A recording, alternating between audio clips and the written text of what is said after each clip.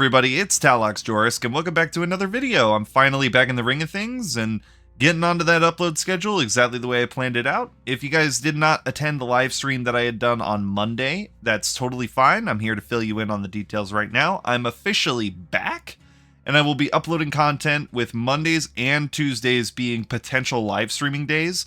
Either I'm going to live stream on one or the other, but not both, unless there's something just absolutely crazy going on that weekend. Then probably both days will have live streams.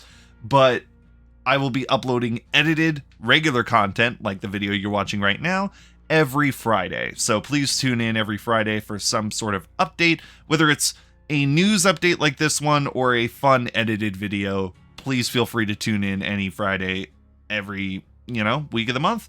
Versus Mondays and Tuesdays are going to be dedicated for my live streaming community. So if anybody wants to pop in, say hello, support the channel, definitely show up on a Monday or Tuesday. Putting the self-promotion aside, before anyone asks, right, because I know this video is being uploaded, I know it's a little bit late because the teaser got dropped yesterday on the 9th. The Dungeons and Dragons Dead by Daylight chapter has been revealed, and I fully saw it. I knew it was coming, to be honest. There were a lot of leaks leading up to this, mainly involving VECNA, the main villain for the next expansion for D&D, the 5th edition expansion that will lead into D&D 1, which is their new edition coming out later this year. VECNA is a very intimidating villain for a lot of new players. To put it simply, a lot of people associate VECNA with VECNA from Stranger Things, which has caused a lot of controversy with this chapter, and it needs to be noted for the record that this VECNA came first. This is the VECNA that's been around, and this is the VECNA that inspired Stranger Things. So if you like the Stranger Things interpretation of the character, you may enjoy the tabletop version even more, or at the very least adequately the same. But I do understand why people are controversially upset over this chapter, mainly because they were expecting a Stranger Things Part 2, especially because last anniversary, or the anniversary before, I believe we did get a Resident Evil Part 2, which was, again, heavily controversial because we just had Resident Evil Part 1 drop. We were getting new chapters. We were excited for new chapters, and then we got a Part 2. So there were communities that were excited because it was Albert Wesker, but then other half of the community was really upset because they were expecting a new license. That kind of drag. That's basically what's going on here. This is them introducing a new chapter when in reality the community really wanted just a Part 2 to Stranger Things, especially when Resident Evil got that treatment. But putting the controversy aside, VECNA is a very scary villain. He is a demigod lich necromancer. All those titles apply to him. It's not just one or the other. And he is basically capable of destroying reality if he's at his full power. He's an insanely powerful demigod. Now, that doesn't mean that that's going to translate directly over to Dead by Daylight. I don't think anyone's expecting that. But I do have a few theories to, get the ball rolling. I do have a concept in my mind in terms of where the Dead by Daylight devs are going to go with this chapter. So, starting simply with his weapon, it's going to be a dagger. It could be his bare hands. Not gonna lie. The logic behind him using his bare hands, especially as a necromancer with a ranged attack, maybe something like the Onryo, would definitely make sense. But that doesn't guarantee anything. So if he were to have a melee weapon of some kind, in D&D, I almost said Dead by Daylight there, he does have a dagger. And this dagger is more powerful in his own hands than it is in any of the other players' hands if they're able to somehow take this dagger from him during their D&D campaign. But needless to say, Afterthought, I believe is what this dagger is called. Afterthought is a necromantic unholy dagger. So this particular image that I'm showing in your screen is not the actual interpretation of the dagger, but rather, fan artwork and trying to present a visual aid to the description of the character as I go through him. So more likely than not, he's going to have a melee weapon involving a dagger. It's possible that we may get a, magical or supernatural melee attack like the Onryo, but we're not entirely sure.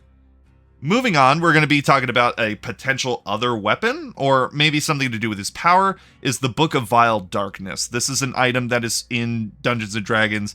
It's a codex and relic from a forgotten time. Now, as I've mentioned before, VECNA is a necromancer, which means that there is a potential connection with this book that could lead towards his power set as a killer involving necromancy. The only other killer that we've actually seen, in Dead by Daylight involving necromancy would have to be, Nemesis. Nemesis has zombies walking around the map, which is very unique and, to be honest, rare ability. I don't think there are any other killers in the game that have this kind of ability. I would say the Unknown is the closest, but he's creating decoys of himself.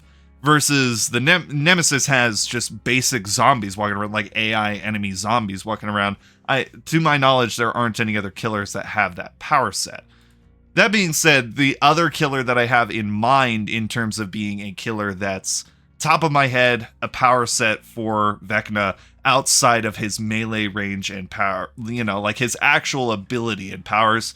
We haven't seen anyone replicate the Doctor's power set ever. Now, the reason I use the word replicate is going to be a very simple use of the word. Replicate means reproduce. There are killers in Dead by Daylight that have very similar abilities. Huge reference point being Michael Myers and Ghostface both having stock abilities. Matthew Cote in previous interviews had also mentioned that they try to aim to use the same type of ability or the same environment of ability at least twice before moving on to a brand new ability.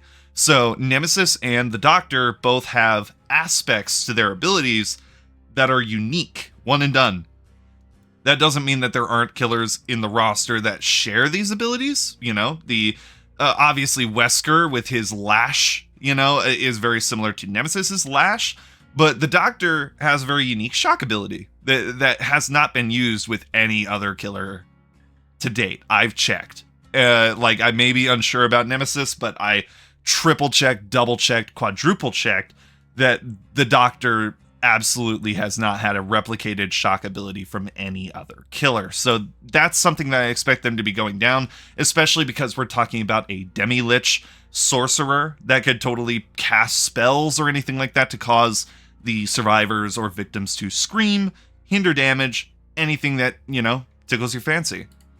Now, moving on, we got to talk about add-ons. Pretty simply, top mythic add-ons are going to be his eye and his hand. In Dungeons & Dragons, these are mythical artifacts that you can use, usually involving some level of dismemberment. One of the most iconic moments in D&D campaign playing history would be Joe Manganiello on Critical Role, basically cutting his own arm off, in character, of course, and attaching the hand of VECNA to his own arm and then stealing it and running away and trying to use this artifact to unlock the prison that is withholding his goddess Tiamat.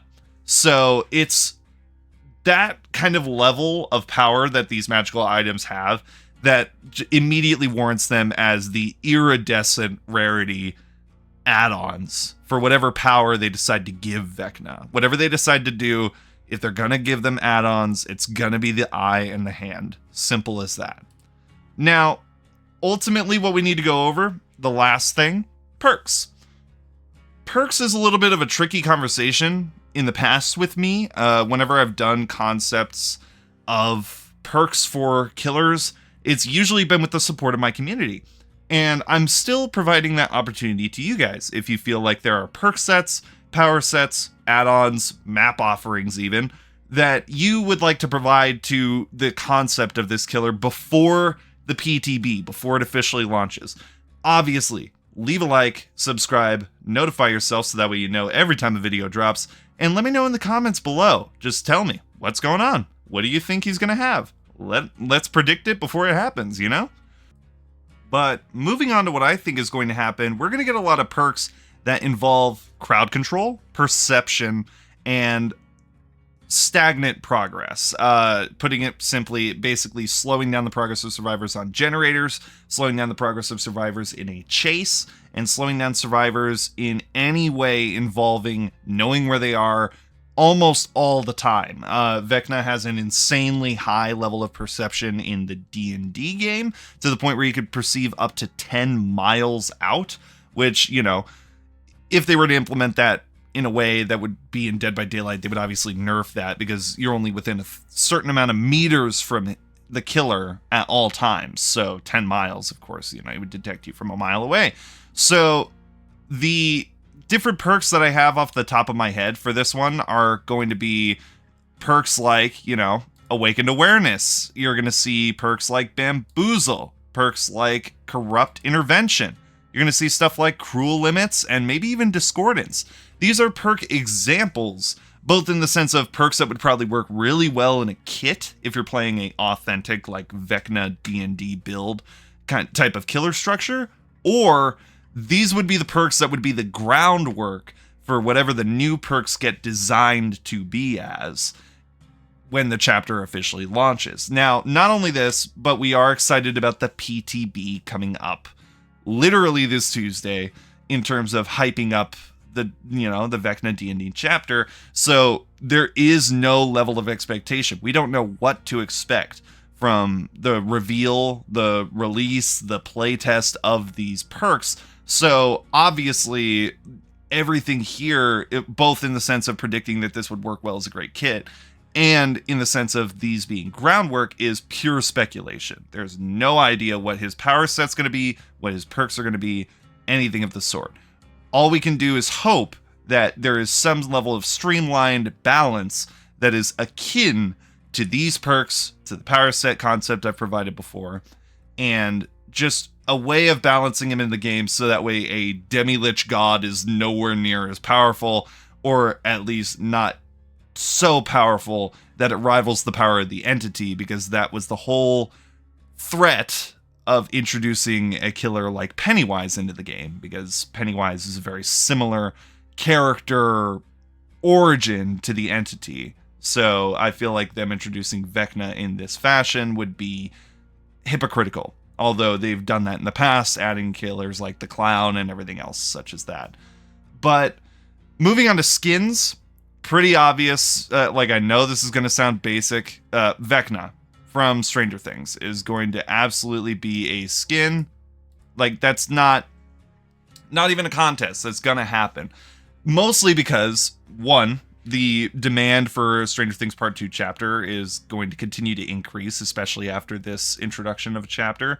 So I see them either doing that as a follow-up licensed chapter, which I'm not sure that they'll even commit to or do, or they're going to introduce skins that are based off of Stranger Things for Dungeons and Dragons, which is going to be a very funny turnaround. But that would include a skin for VECNA that makes him look more like the VECNA from Stranger Things, and the power set really wouldn't have to change much. It would absolutely fit the bill in terms of Stranger Things' like power set for that VECNA isn't too far off and too different from VECNA from D&D. You could just line them up pretty perfectly. Now, survivors, on the other hand, as far as I would consider this chapter, VECNA should not have any survivors. This should be a paragraph killer, because the logic of D&D is to create your own character and to have a lot of fun with this character. You get to customize it, make it your own, make it really feel like yours. And just introducing a blatant D&D character as a survivor not only wouldn't fit the environment of Dead by Daylight, but it also just would rob the satisfaction of Dungeons & Dragons being added to the game. So I have a solid standpoint that VECNA is going to be added as a paragraph killer more so than a full-blown chapter. That being said, they might introduce a map. I have no idea what I could say for a map. Like, genuinely, there's nothing in my head. They could go literally anywhere with the map. So I can't provide any concept on survivors because obviously there shouldn't be one. But if there is, then I have obviously no idea. Same goes for the map, but the map could be, anywhere they choose, anywhere they please, if they're really having a good time with it. But let me know what you guys think of my concept for VECNA down below in the comments. Obviously, hit a like, subscribe, and hit the notification bell if you want to see more videos like these, especially when we're trying to predict other killers as they're coming up, especially if they're licensed, trying to, catch the train and see if we can get a good grasp as to what the killer is actually going to be like before it even comes out. That's what this channel is for, is predicting and challenging ourselves and trying to learn and see what would grow best in the realm of the entity. But let me know what you guys think in the comments down below. Leave a like and subscribe, and as always, I will see you guys in the next video. Bye-bye!